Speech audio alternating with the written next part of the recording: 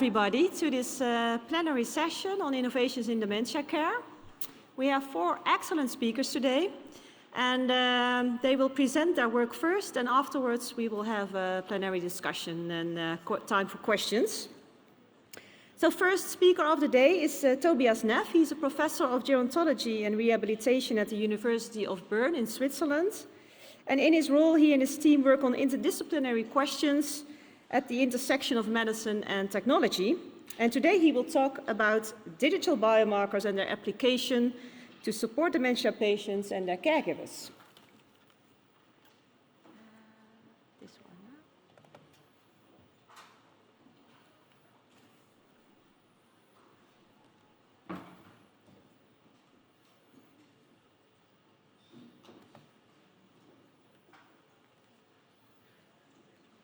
Okay, thank you very much. So I have no disclosures, and today I want to divide this talk in 2 parts. I would like to first introduce some of the methodology concerning digital biomarkers, and then in a second step we will discuss clinical application for care of patients with dementia. So, digital biomarkers are algorithms that process data captured by sensors to make statements about behavior and health status. So this means if you have a patient at home, in the hospital, or in a nursing home, we can use the well-known wearable sensors in order to measure the behavior of these patients. And in addition, we also get additional physiological recordings. And by using digital biomarkers, we can extract behavior and health status. These wearable sensors, while they are very easy to be used, they require some patient actions and patient compliance. That's why in some application, it might be helpful to use ambient sensors instead. Because these sensors, they are contact-free and they don't require any patient actions, and they can be used for behavioral recordings. So in this specific example, I share with you a special type of ambient sensors. You see them here. These are small sensor boxes, and the core of this box is this small passive infrared sensor. You are familiar with this type of sensors. Those are the sensors that turn on the light on public toilets.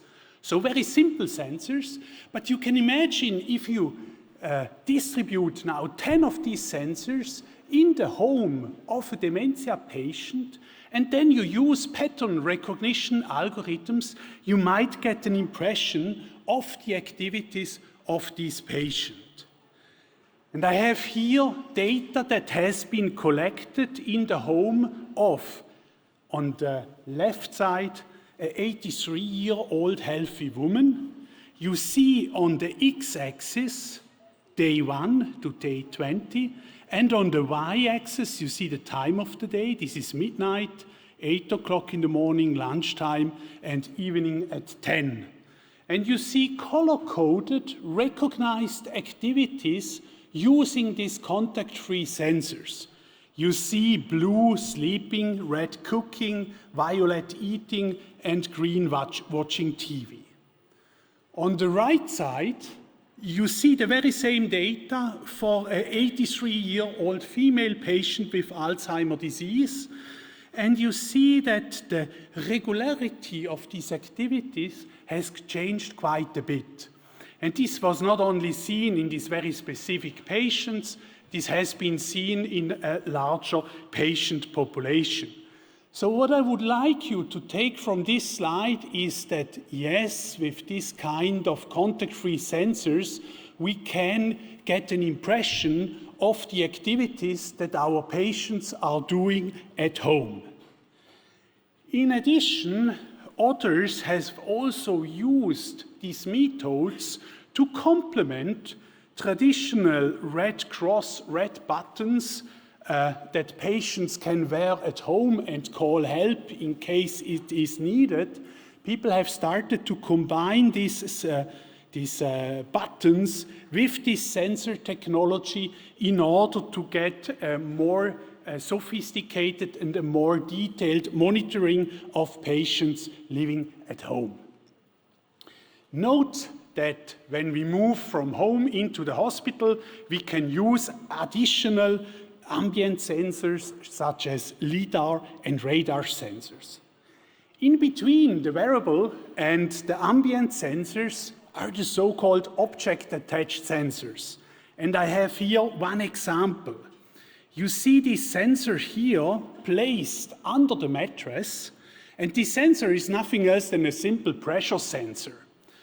But you can imagine now, if the heart beats, this is basically a muscle that is beating, we can pick up an inertia signal down here, a vibration, and we can measure heart rate with this sensor under the mattress. We can also measure respiration, and last but not least, we can also measure the movement of the patient in the bed. I have here an example data set. 7 o'clock in the evening until 4 o'clock in the morning.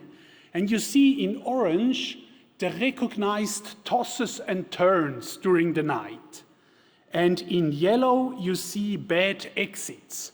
So you get an impression of the patient movements during the night. Now, the relevant question here at the end is, can we use now a combination of these sensors and predict or derive clinically meaningful scores and assessments? And that's exactly what we have been asking in this study here.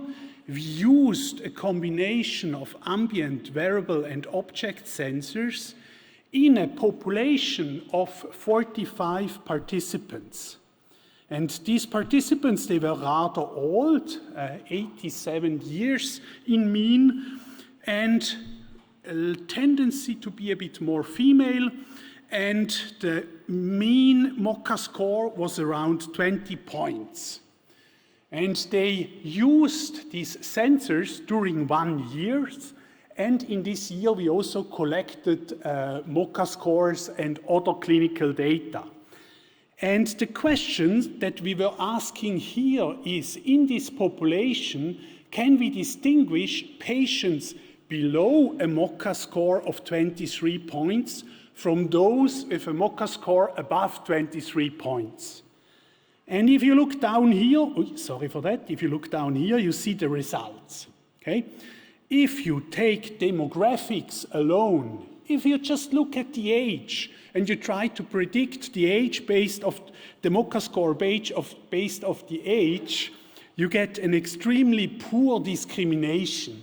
0.4, that's even worse than random discrimination.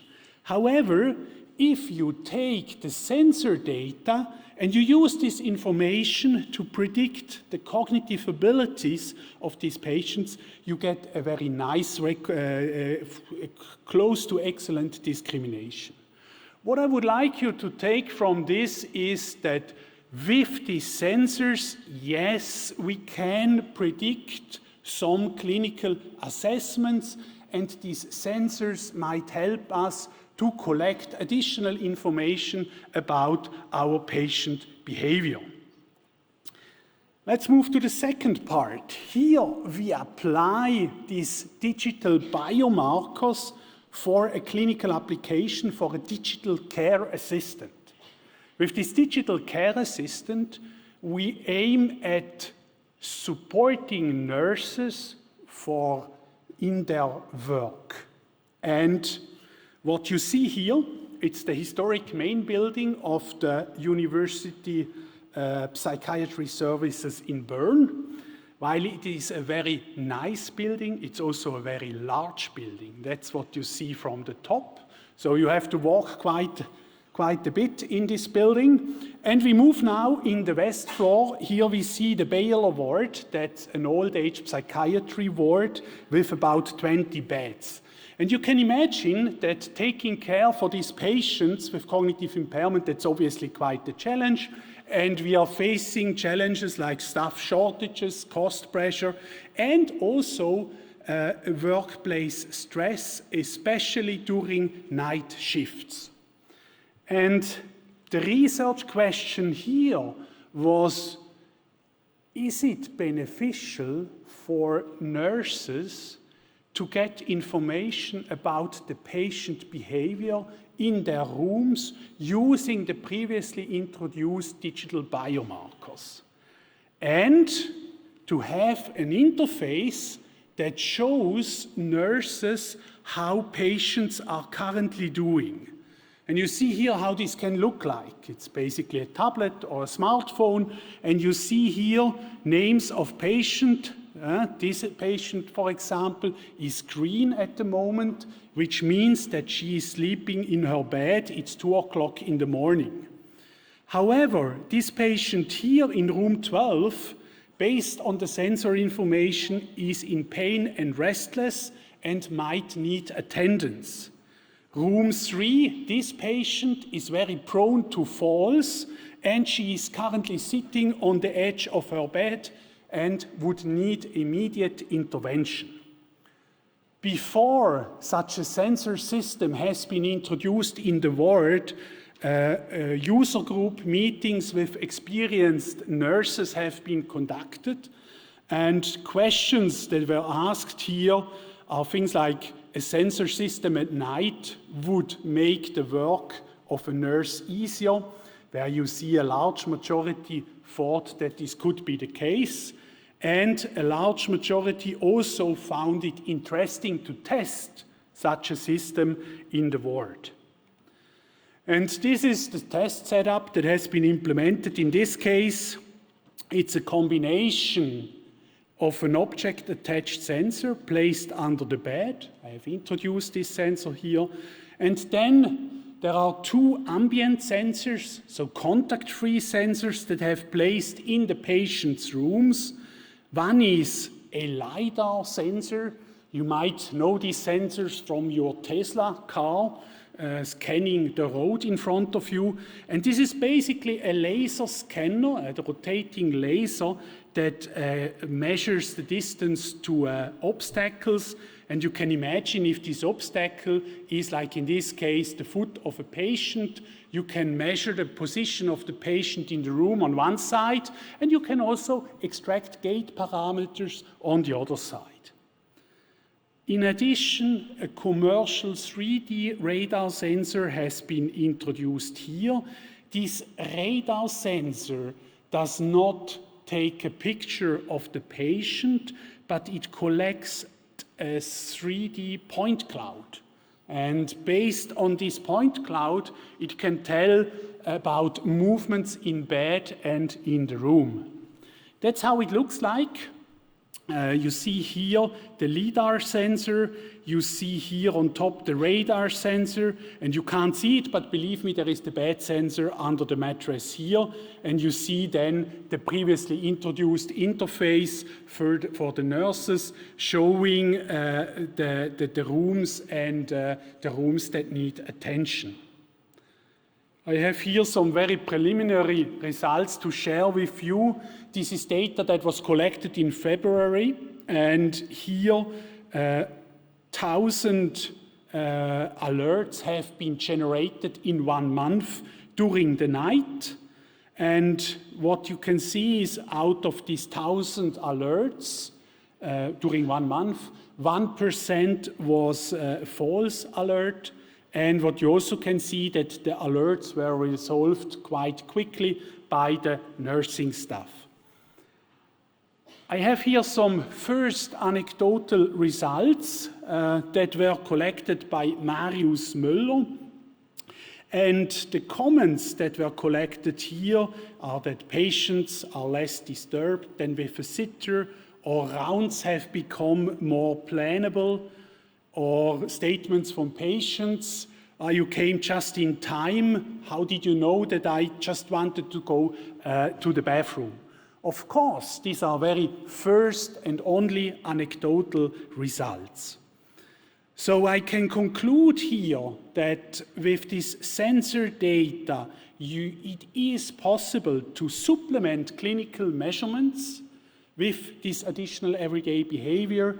We found very high patient acceptance. The digital care assistant, as I have introduced it here, there are some first positive experiences. There are commercial systems that are technically validated, but still have limited functionality, and all of them require a further detailed clinical and financial evaluation of potential benefits. And with this, I would like to thank these people for their contribution to this work, and I would like to thank you for your attention.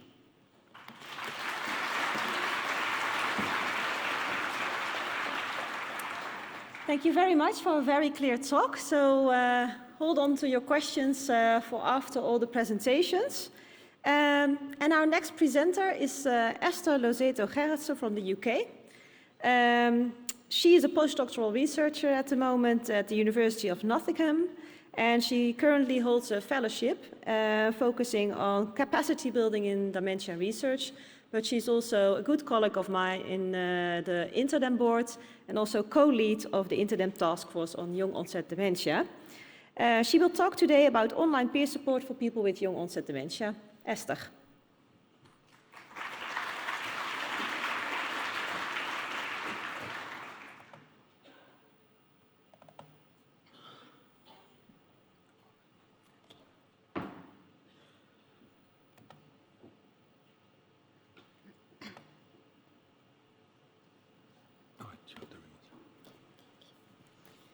Okay, hello everyone.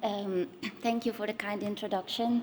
And I want to express that I feel honored and I'm very grateful to have a plenary stage at this conference and for the invitation to talk to you about online peer support for people with young onset dementia. And what I really hope to show today is that online peer support is much more than just a replacement of in-person groups during the pandemic. Today's presentation will mostly cover my PhD research, which was part of the Distinct network, but it will also cover some of my current work as a postdoc, which is part of the DEMCOM network funded by the National Institute for Health and Care Research. And I'm standing here today on behalf of a team, so I want to thank my supervisors and my collaborators, but I want to extend a special thank you to the patient and public involvement members for their continued support and also for their specific input for today's presentation. So when the dementia symptoms start before the age of 65, this can be defined as young onset dementia. And in 2018, there were more than 500,000 people with young onset dementia in Europe. And people with young onset dementia face unique challenges. They are more likely to have rare forms of dementia, and they're more likely to experience a delayed diagnosis or a misdiagnosis. Often, people also experience difficulties at work, and many have to give up work and have to take forced early retirement. And due to their age, people with young onset dementia are also more likely to have relatively young families, and a dementia diagnosis can have a significant impact on someone's identity, but also someone's roles and responsibilities within the family, but also within their social network and society as a whole. And unfortunately, there's still a severe lack of understanding on young onset dementia, not just in society, but also among healthcare professionals. So it is not uncommon that people hear that they look too young to have dementia or that they don't look like they have dementia. So this context can leave many people with feelings of loss and uncertainty, especially uncertainty of the future. So in all these challenges, the patient and public involvement members of our team said that peer support can be an absolute lifeline. Peers can share valuable information regarding local services, resources, applying for support, but they can also help with sharing tips and advice on how to cope with certain symptoms, how to adapt to the challenges of dementia. So it's this unique knowledge and understanding they have because of their lived experience. And people have also shared it can be quite isolating living with young onset dementia, but peer support can show that people show people that they are not alone in their experiences, that there are others going through something similar. So it's that real understanding and acceptance. And this shows that peer support is fundamentally different from any kind of support that professionals can offer, but also other family and friends who don't have dementia themselves. And our patient and public involvement members have shared that peer support keeps them going, it keeps their brain active, because it can open the door to many other activities, such as advocacy, new activities to be involved in, research projects. So it gives people back a purpose again and hope, and shows that they can live a life with dementia.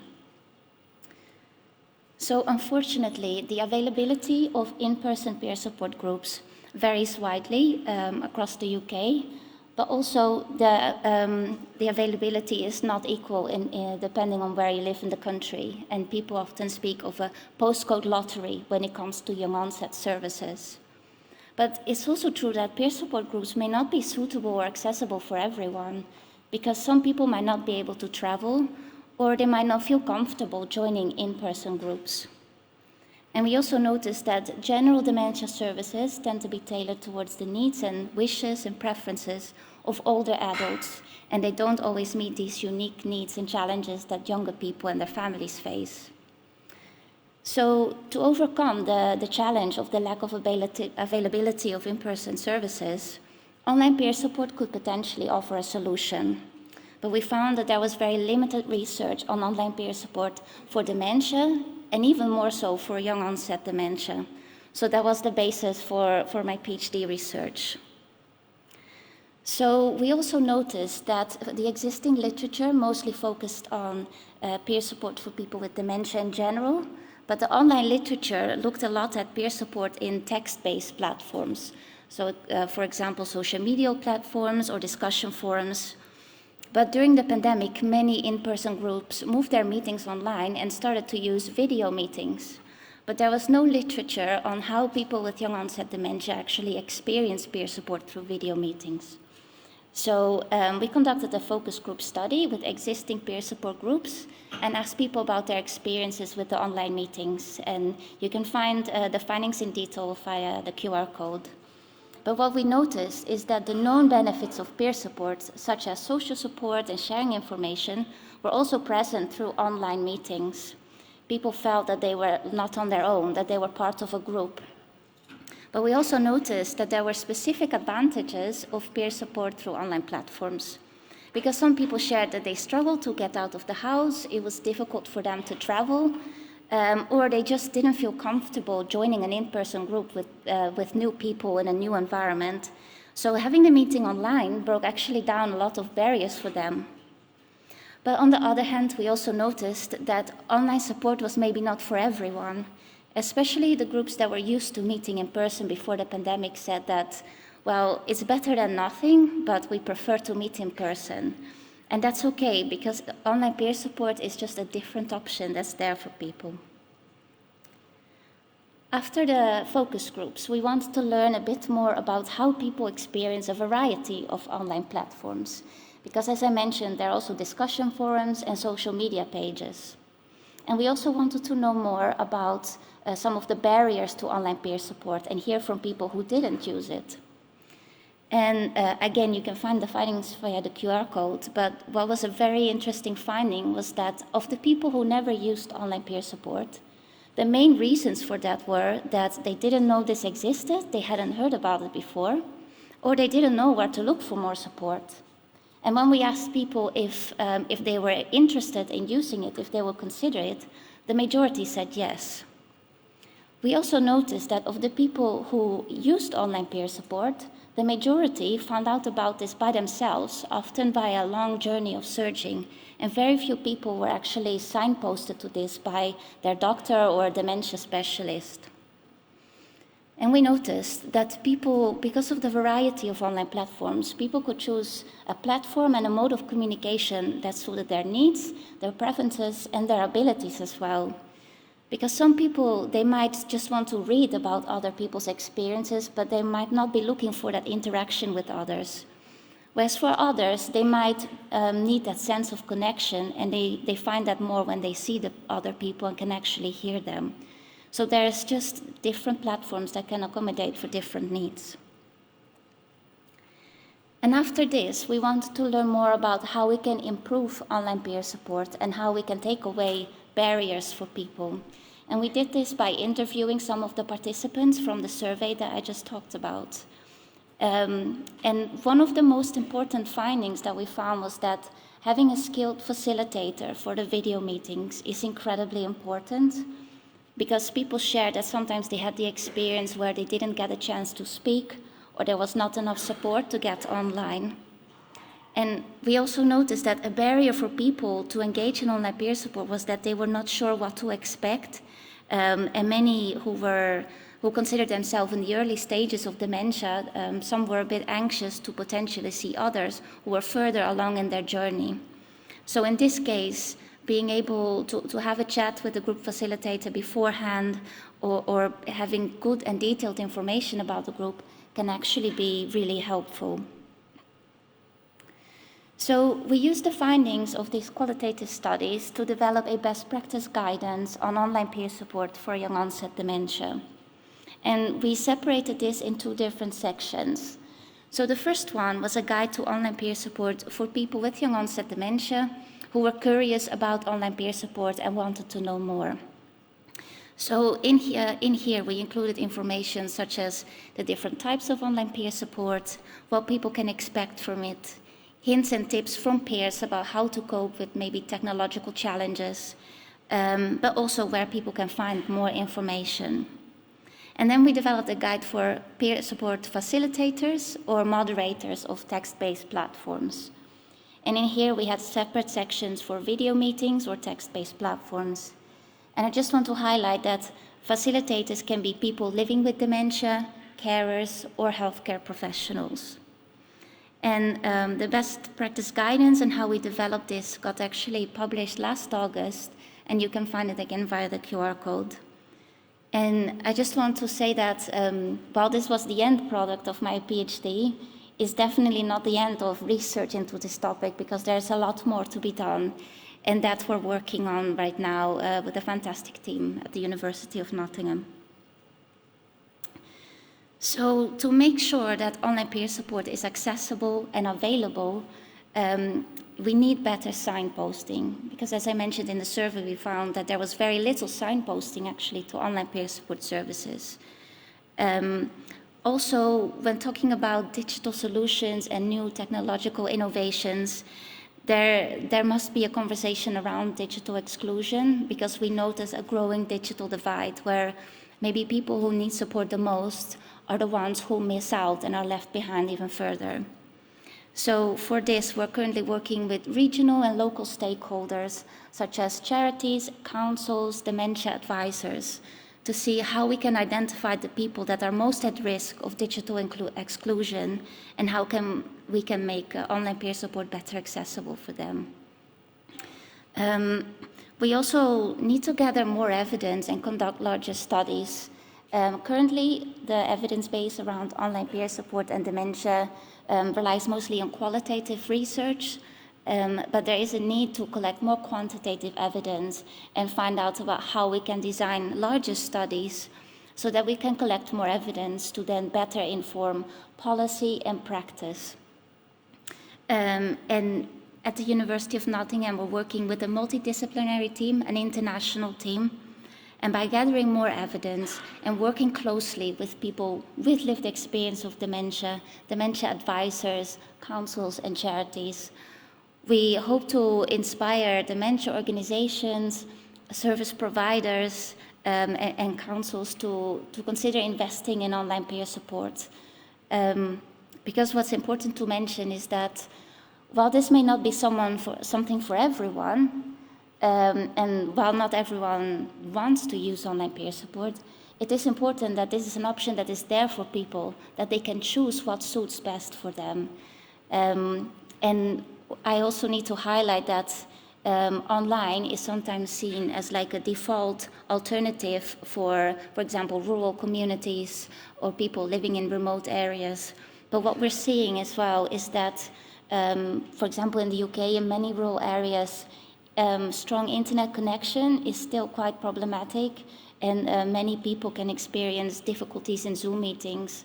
I spoke to one person who lives in rural areas in Scotland, and they mentioned that the meeting keeps freezing, people talk over you because the internet connection is poor, so it's definitely also not a default alternative, and it requires further research.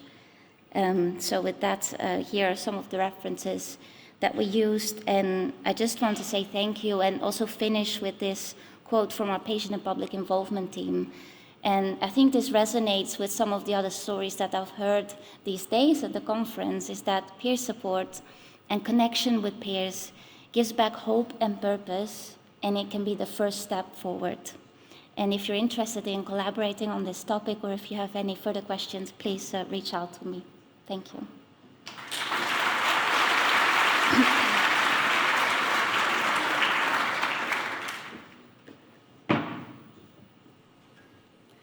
So thank you, Esther, for an excellent talk. You make my life very easy, keeping strictly on time. So we proceed to the next speaker, Dr. Aisling Flynn. She has a background in OT, and she did recently finish her PhD at the University of Galway. And her research interest is into co-design and implementation of digital and social technology in the context of dementia, and that is what she will talk about today.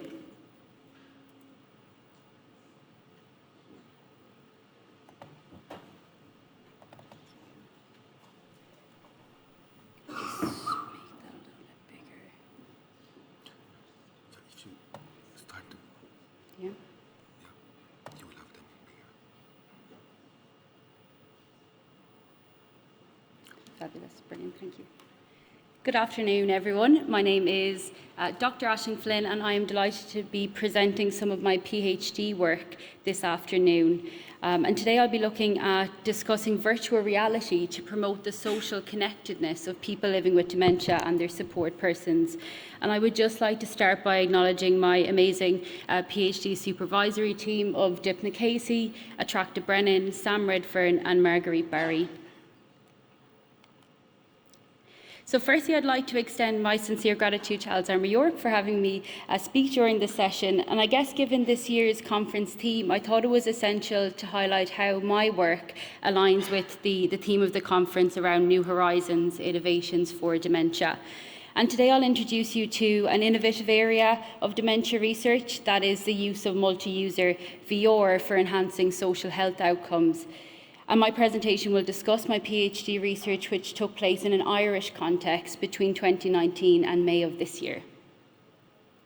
So why explore this research area?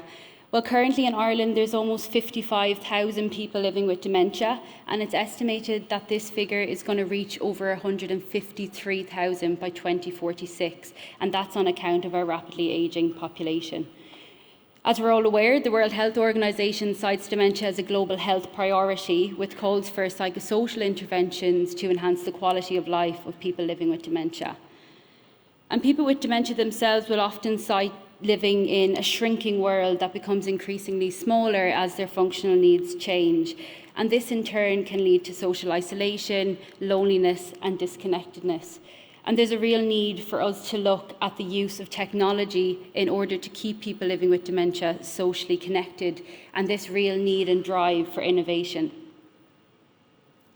And as we're all aware, and we've heard some really great talks over the last couple of days around digital technology, and we're seeing digital technology being designed, developed and implemented increasingly to support social health outcomes and what we term socially assistive technologies. And one specific area or focus of these technologies is social connectedness.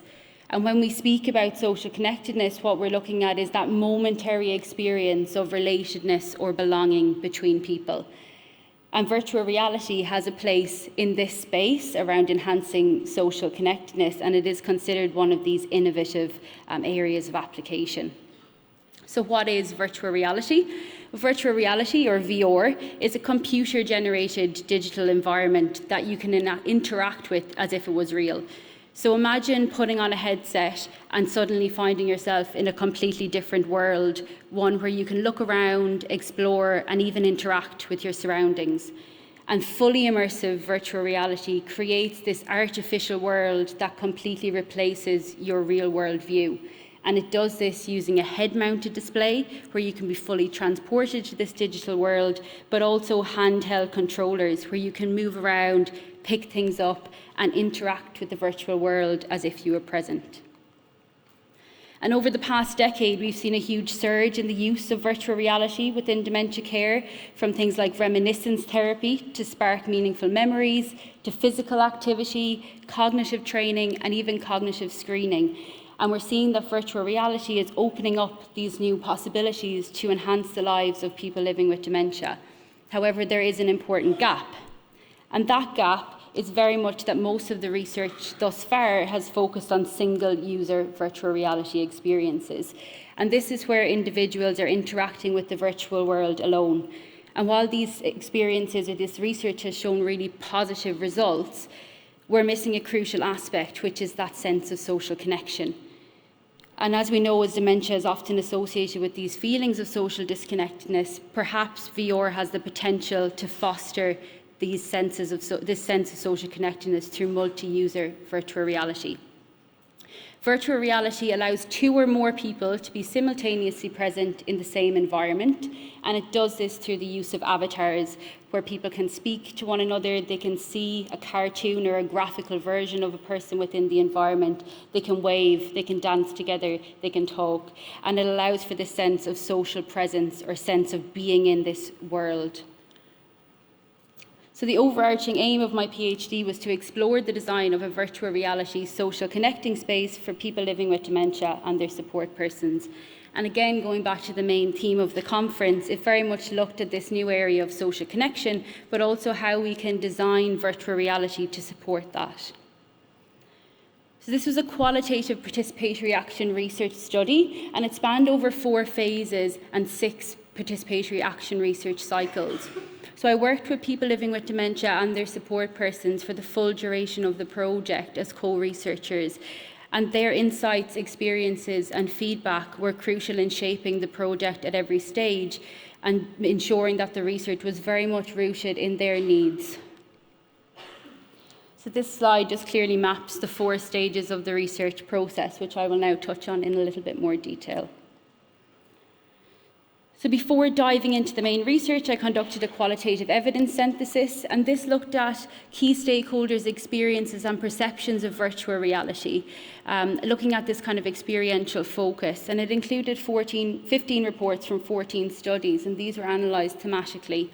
And from this, 3 key themes emerged, which looked at stepping into virtual reality, the experience of being immersed in that environment, and how we can also step out of virtual reality.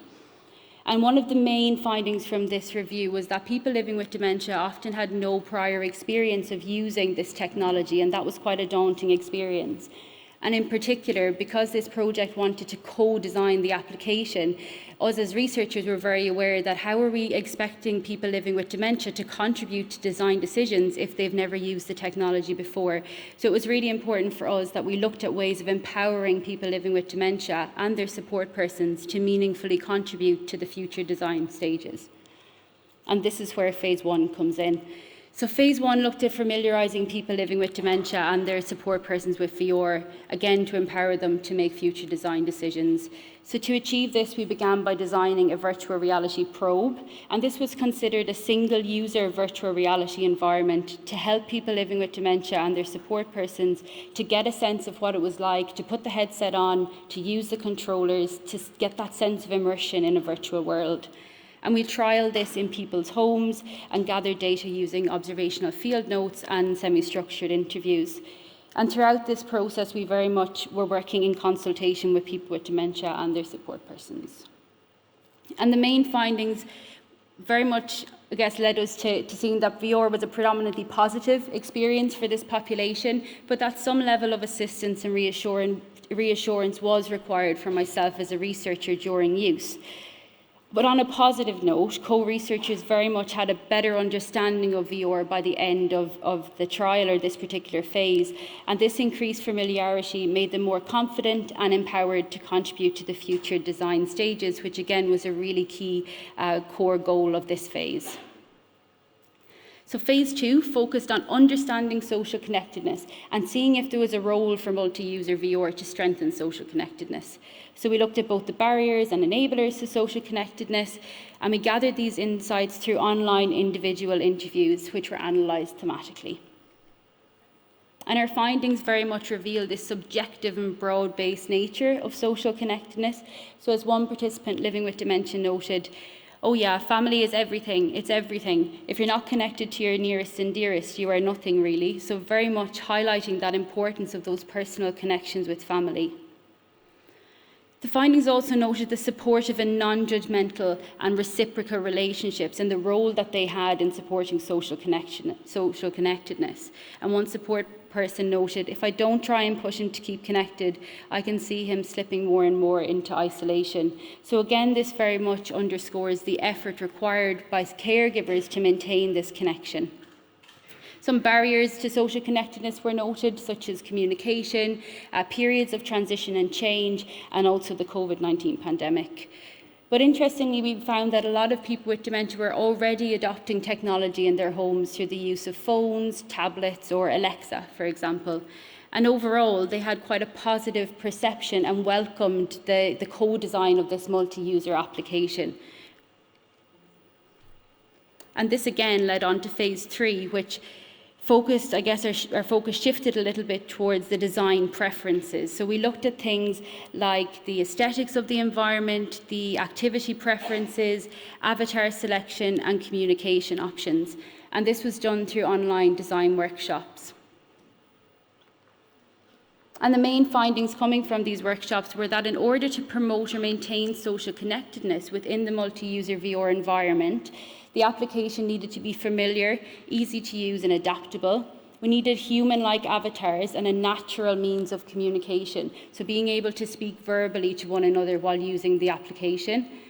Having meaningful shared activities, so activities that weren't just meaningful for the person with dementia, but also for the caregiver. So that mutual meaning was really important.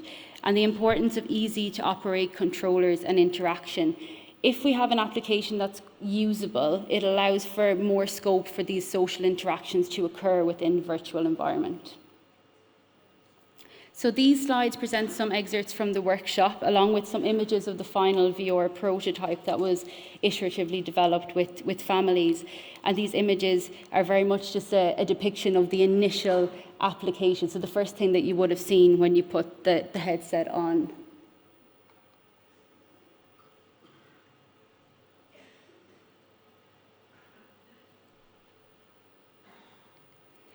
So having iteratively developed that application, we then moved on to the final phase of the research, which looked at exploring the usability, acceptability, and feasibility of the application and its potential for social connectedness. And this involved conducting 2 home visits where co-researchers used the application together. And data was collected through observational field notes, semi-structured interviews, and again, analysed thematically. And the overall findings of this work showed that the application was usable, but assistance and facilitation was required with the option for less controller use. So although we've come a long way in terms of the design of virtual reality headsets and controllers, we still have some way to go in order for them to be usable for this population and to allow people living with dementia to have the option to use a controller, but also not use a controller if they wish. That acceptable activities, the shared activities held mutual interest. So again, mutual interest for both the person with dementia and their support person. And that avatar designs require further attention. Again, similar to the need for more, I guess, intuitive headsets and controllers, we also need software to evolve and be more sensitive to the needs of people living with dementia. But it is feasible to deliver shared multi-user VR experiences in the home. And this application very much provides formative evidence to support the potential of these applications for social connectedness. And these are just some, I guess, useful insights that were gained from the interviews that we conducted with people living with dementia and their support persons around the use of the application for social connectedness.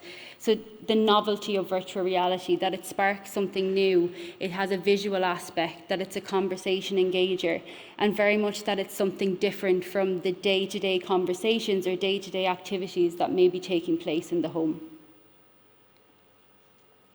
So in terms of implications for this particular piece of work, as I mentioned, it provides formative evidence to support future research in this area. So again, looking at how we can foster applications like this across distance, for example, or maybe looking at intergenerational work, how we can connect people living with dementia, for example, with their grandchildren who may live a distance away. And it supports calls for additional policy and implementation procedures in dementia care. It provides a technological solution to support people living with dementia, to both age well with dementia and also age with grace within the home environment. And sows the seed for social change. So demonstrates the invaluable contributions that people with dementia and their support persons can play, not only during participatory research, but also in technology design. Thank you very much for your attention. I look forward to your questions.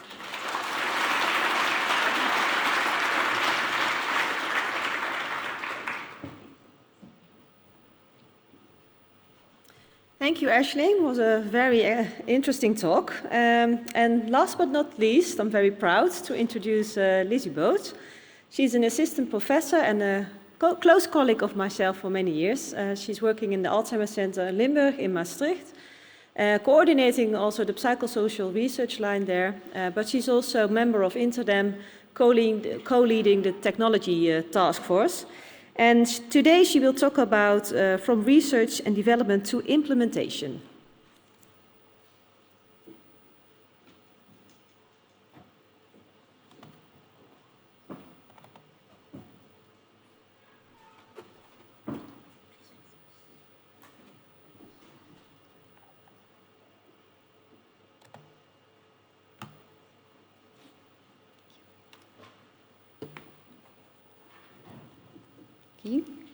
Thank you very much.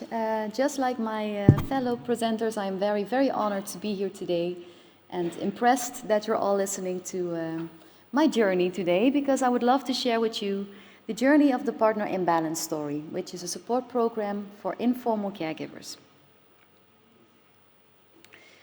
And a very big lesson that I'm learning every day, but that I especially learned the last few years, is that it's not about the destination, it's about the journey itself. And today I would love to take you on the journey of the development, evaluation and implementation of the Partner Imbalance program. A journey with many highs, but also a journey with many pitfalls and lessons that I'd love to share with you today. But first, a little bit of background. What is Partner Imbalance? It is an online self-management support program for informal caregivers. And it consists of online modules that people can choose from based on their own personal needs. And the program was co-created together with informal caregivers, professional caregivers, and it really helps informal caregivers to set personal goals and to increase their resilience and problem-solving skills to prevent overburdening in the later stages. And they don't have to do it alone, because they're guided through the program by a personal coach, often a case manager. And they give them feedback, and they help them further shape their goals and their action plans. The program was developed within the Medical Research Council framework, which is known by many of you, I think. But for today, I was looking for another framework, a framework that would really capture the lessons learned throughout our journey. And I stumbled upon the ELICIT Framework, or Evaluation in Life Cycle of Information Technology Framework. This framework was originally developed for electronic health integrated innovations, and it's used to inform evaluation activities at each of the 4 IT lifecycle phases. So the phase of planning, development, implementation, and operation. But it also looks at 3 different measurement levels. It looks at the level of society, the user, and the IT itself. Unfortunately, because of time, I cannot go through all 12 steps today, but I'd love to take you on the journey of a few steps for Partner Imbalance. And the first step is the business case assessment. Is the project worth pursuing for the organization? I thought it was very interesting that they start with this, because we only started working on a business case after 4-year development and evaluation. Of course, we were already working on implementation by including multiple stakeholders, but we forgot a very important one, the paying party. And the work of my colleague Hannah Christie showed us that a more commercial approach is really needed for sustainable implementation of these academically developed interventions. So in close collaboration with the Knowledge Transfer Office of Maastricht University, we looked at different business models. And it was clear that there was a need for a party to take the lead in the commercial sense. So the IT company that created Partner in Balance took up this opportunity, and they became our commercial partner. And this was something that we never thought of when we started our Partner in Balance journey. So this was a big lesson for us. You cannot do it alone. We also learned that our business case was not inclusive enough. We wanted to build a business case together with all the stakeholders involved, but for Partner in Balance there were over 20 stakeholders, of which I listed a few on the slide today. Next to informal and professional caregivers, you can think of GPs, employees, municipalities, government, health insurance company, patient organizations, branch organizations, professional networks, and so on. But the more people you involve, the more people you need to take into account. So I think the most important thing to remember here is to look at stakeholders on all different levels in the framework. So not only on the level of the people with dementia and their caregivers, and the informal and the formal caregivers, but also at society at large, such as financiers and implementing organizations. The second step is what user needs need to be fulfilled. This is also a known step in the MRC framework. To look at this step, we looked at the literature. And we learned that it needed to be multi-component, tailored, and including an interactive part with a coach. But of course, we also talked to informal caregivers and professional caregivers in interviews. From these interviews, we learned that it's not so easy to develop something for caregivers in the early stages of their caregiving career. Because there is a needs paradox in the early stages, meaning that in the early stages, caregivers postpone care as long as possible, but when they're in the later stages, they realize that early support really could have benefited them and made their lives together a bit easier. And apparently the available support didn't really fit this needs paradox. So a possible solution was to make support match the everyday experiences of caregivers and co-create together with them. We took many steps, and we're still taking many steps today, to co-create and to continuously improve our program. For instance, the step that we're doing right now is including ambassadors in our implementation phase, because they give us insights that not only improve our program, but also our implementation strategy. And what are some of the examples that we learned from our continuous co-creation journey? We learned that knowledge from other caregivers is most valued, so that's why videos and tips from other caregivers are central in Partner in Balance. We learned that the content didn't fit the needs of all caregivers. Of course not. And for instance, caregivers of people with dementia at a younger age and other relatives, so people that are not a spousal caregiver, didn't really feel that they related to the content. That's why we created models specifically for these specific target groups. And we learned that the caregiving challenges are not unique to dementia alone, because caregivers from other neurodegenerative diseases also wanted to know how to care for themselves while caring for others. And this led to the co-creation of different collections within Partner in Balance, each adapted to the needs and experiences of these different subgroups. For instance, caregivers of people with Parkinson's disease, Huntington's disease, or other dementias such as frontotemporal dementia. And of course, we did this together with informal caregivers and experts in this field, like Jeroen Bruinsma, Maud Dame, Annelien Duits, and Maaike Oosterlo.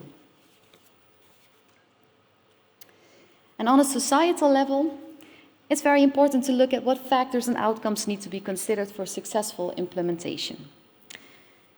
And from the research of Hannah Christie, we learned that most effective e-health interventions are not evidence-based practice because they're not used in practice. Her review showed us that studies focus mostly on intervention and user characteristics, but contextual factors such as the implementing organization or management are often overlooked. And you need these larger contextual factors to keep your intervention alive after the research period is over. Some concrete tips from her research were to develop evaluate and implement, together with all stakeholders, also the financing party, within a so-called innovation cluster. And we learned that we needed to invest in the training of the professionals that should deliver and also adopt the ownership of the intervention after the research period is over. And it was especially important to tailor this training to the background knowledge of the professionals, so also not one size fits all. Another very important lesson that we learned is that co-created interventions cannot be copy-pasted into a new context. We learned the importance of starting from scratch in a new context and including all local stakeholders from the beginning. And some examples for partner imbalance are the Care Coach study, in which we're adapting partner imbalance to the UK context, led by Chris Fox and Jane Cross. And within the Dutch Spread Plus consortium, my colleague Isabeau van Rompuy is looking how to better match the needs of people from different backgrounds and cultures with e-health interventions such as partner imbalance. And what about the results? The last step looks at the desired impact on process, clinical and financial outcomes. And partner imbalance was investigated in a randomized controlled trial. And we found that it improved the self-efficacy, experience control and quality of life for caregivers of people with dementia. And also in the other tailored collections, we looked with pilot studies for the collections for frontotemporal dementia, young onset, Parkinson's disease and Huntington's disease. And we found an overall increase in self-efficacy, experience control and quality of life. And some collections even showed a decrease in stress, anxiety and depressive symptoms. But from a financial perspective, we performed a social return on investment analysis together with a wide representation of stakeholders, which resulted in a social return on investment value of 3.6 euros, meaning that every euro invested leads to 3.6 euros in value. And from this exercise, we learned how important it is to make sure that your measurement tools fit the needs of the paying party.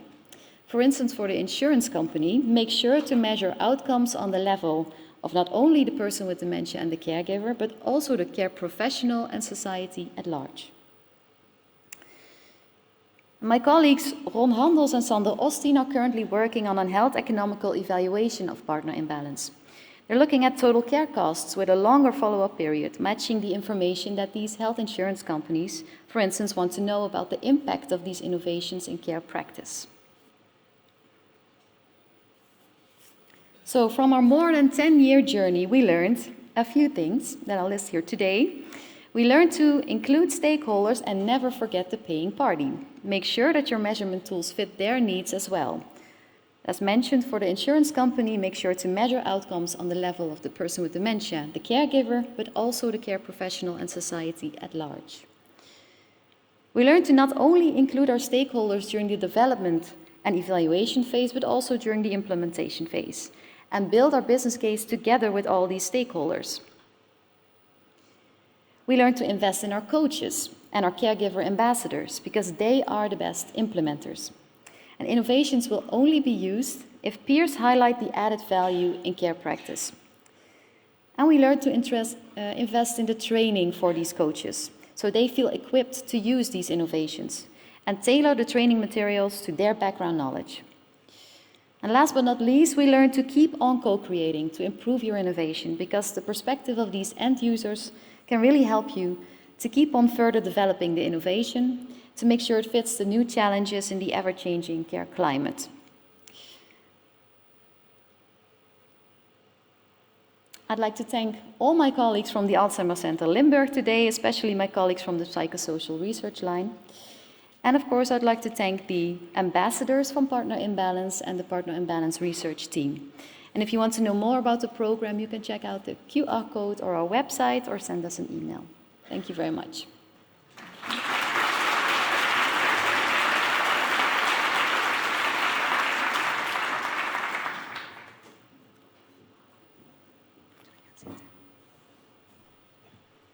Thank you, Lizzie, for sharing your journey with us and all the lessons that you've learned.